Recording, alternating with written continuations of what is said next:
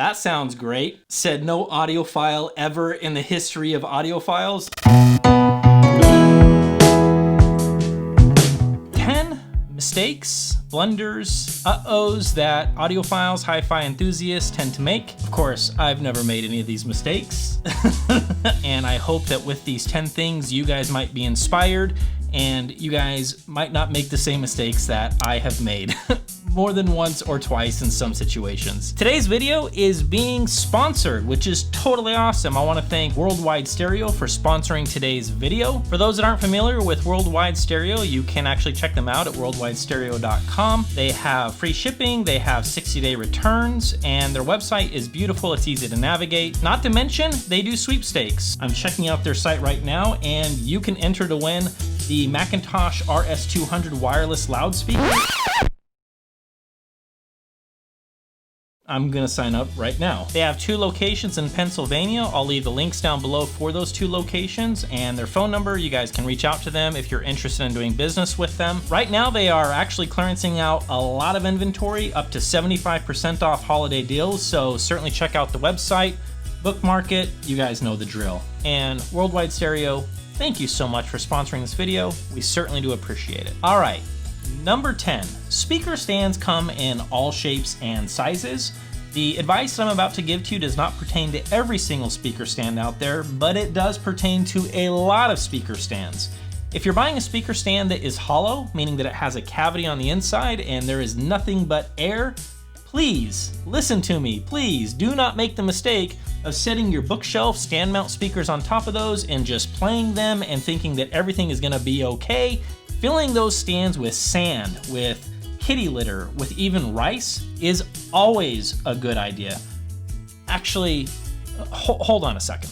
This is a hammer and this is a stand that is filled with kitty litter. It is made out of metal. Okay, this is also a stand that is made out of metal and it is filled up with nothing.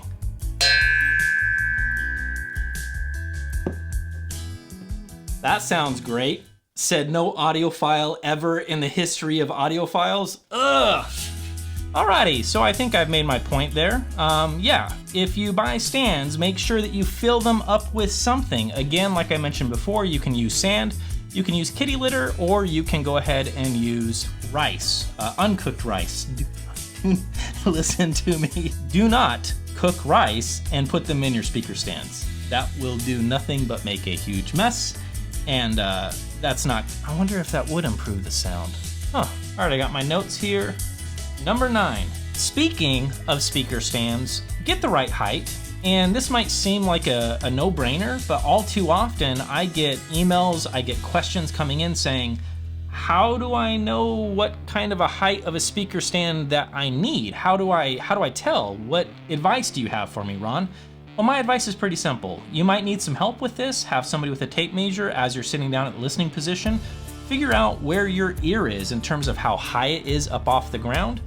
That needs to be the reference point of the speaker. Now, it is easy to say that is always going to be the tweeter. Most of the time that is true, but not all of the time. So, what I'm saying is, you might want to find out what the reference point is of the loudspeaker. Sometimes it is the tweeter, and sometimes it's actually halfway between the tweeter and the woofer. So, ask the manufacturer, find out from them what they think. If they're not able to help you, then here comes number 8. Rely on the dealer for help. If you just bought something from Worldwide Stereo, then you should actually be able to reach out to them, call them, and say, hey, I just bought these speakers. I just bought these speaker stands. I'm trying to figure out where is the reference point on the speaker. Can you guys do some digging around and see if you can find out? And if they're not able to find it, then I will eat my hat in a future video. Number 7. So if you ever find yourself maybe doing some spring cleaning, decided to dust off the old rig, maybe tear it down, put it back together again, or swap out some pieces of gear, you sit down to listen and it sounds awful. You don't know what the heck is going on, but something is definitely not right, and you might spend weeks, and in some cases, even months of hating your rig, and you cannot figure out what the heck is actually going on. Well, here's a little tip for you. Check the polarity of your speaker cables. I have I've made this mistake, and I have had friends, subscribers that have reached out to me that have made this same mistake, and we can all laugh about it because I feel like we've all been there once or twice in our lifetime as hi-fi enthusiasts. You actually unplugged everything, put everything back together again, and on one of the speakers, you have flipped the polarity. So the positive is going into the negative, and the negative is going into the positive, and that, my friends, will lead to an awful sounding rig, and you will be pulling your hair out trying to figure out what the heck is going on. So, your system ever sounds wrong after you just made some changes, check the polarity. You'll be shocked at how many times that you might be making this mistake, and it's easy to miss. All right, next, this is a speaker spike, and it is certainly something that you should consider using. This, on the other hand, is not a spike. This is an isolation device. This is the EVPs from AV Room Service. You can check out the links below. I'm a big fan of these. I also like spikes depending on, the situation, the room that you're working with, whether you have, hardwood floors or whether you have tile, whether you have rugs. All of those things are going to determine what is going to be the right tool for the job. These guys, ISO Acoustics, this is also an isolation device. It's like a puck here, and it kind of has a little bit of give to it. So anything that makes noise, anything that vibrates, look, I'm not here to sell you anything, but I would say it is in your best interest to explore these kinds of products, and you might be surprised at how much better your system can sound as soon as you start messing around with spikes, as soon as you start messing around with isolation devices. So consider spikes, consider isolation devices. They can make a difference for sure, without a doubt. When it comes to your listening room, something that I would highly consider is room acoustics. Take into consideration what it is that you're working with, and I do understand that not every single room that we are listening in can become a dedicated listening room. Here in my house, I worked with my wife, and we actually worked together to try to make our family living room, entertainment room as friendly as we possibly can. We want it to be welcoming, we want it to be warm. There's a whole host of different types of acoustic panels out there. You can even make them yourself, and that is very affordable to do. Just do not underestimate the importance of room acoustics.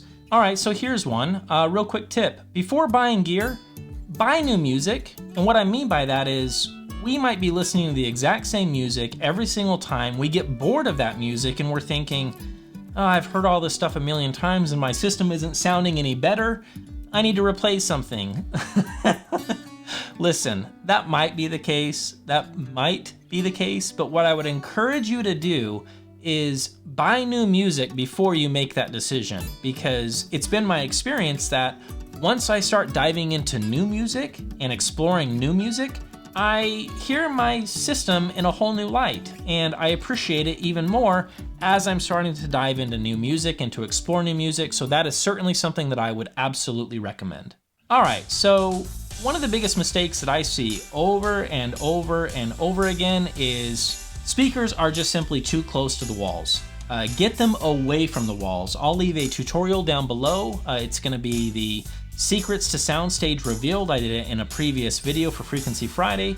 I highly recommend that you take the time to watch that. It's going to give you a nifty little trick on how you can actually get crazy awesome soundstage out of your speakers, and it's certainly not hard to do. The bottom line is this: get the speakers away from the walls. Don't worry about what they look like. Pay attention to how they sound. That is the most important thing. And yes, I understand you can't leave the speakers there. In many cases, that's the situation for me. I have now 3 little kiddos, and I can't leave speakers 6 feet into the room, but it's not all that hard to pull them out and to put them back when I'm done listening. So get your speakers away from the walls. I promise you, you are in for a treat as soon as you start trying that out and experimenting with it. You will be shocked at how much better your system is going to sound. Now, this one is a bit of a slippery slope. The truth is that a lot of you might be in a location where you cannot audition speakers before buying them. I am just saying that if you have the option, definitely do it. There are audio shows, if you can get yourself a plane ticket, or if they're, hopefully close in town, you can make your way to the show.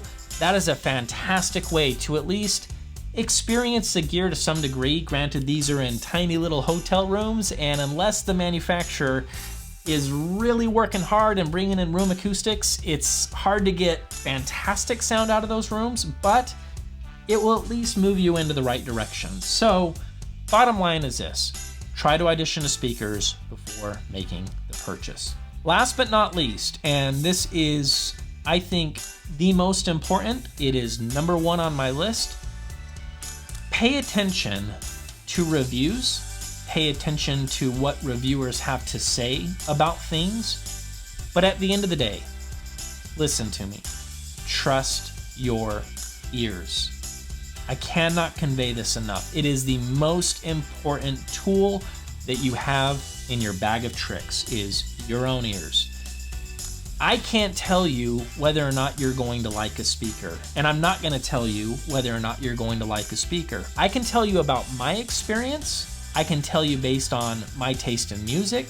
I can tell you based on the gear that I have in house. I can tell you based on my listening room with all the things that I have working for me, what I'm hearing and what I'm experiencing. But at the end of the day, that is unique to me. It is my experience. So that is my story. It doesn't mean that whatever I am celebrating or whatever it is that I might appreciate or like is an instant win for you. We all have different ears, we all have different tastes in music, and I think that it's important that at the end of the day, if you like the way that a loudspeaker sounds, and if you've heard me say things that don't really match up with what you're hearing, that's okay. Trust your ears. They will not lead you astray, and it is the most important advice that I can give to you, because our subjective enjoyment when it comes to listening to speakers, that's what reigns supreme. We could talk about frequency response all day. We can talk about, linear response all day. We can talk about sensitivity all day. None of that matters when it comes to whether or not you can sit back, press play, and enjoy the music.